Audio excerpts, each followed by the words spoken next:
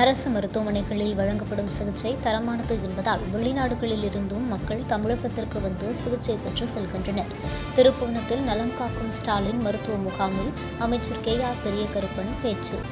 சிவகங்கை மாவட்டம் திருப்புவனம் அரசு பெண்கள் மேல்நிலைப் பள்ளியில் மருத்துவம் மற்றும் மக்கள் நல்வாழ்வுத்துறை சார்பில் நலம் காக்கும் ஸ்டாலின் மருத்துவ முகாம் நடைபெற்றது.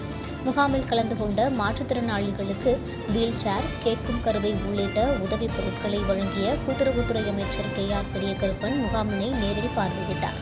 பின்னர் நடைபெற்ற விழாவில் பேசிய அவர், முதல்வரின் 4 ஆண்டு கால நல்லாட்சியில் கல்வி, மருத்துவம் ஆகிய துறைகள் முக்கியத்துவம் பெற்று பொதுமக்கள் பயன்பெறும் வகையில் பல திட்டங்கள் சிறப்பாக செயல்படுத்தப்பட்டு வருகின்றன.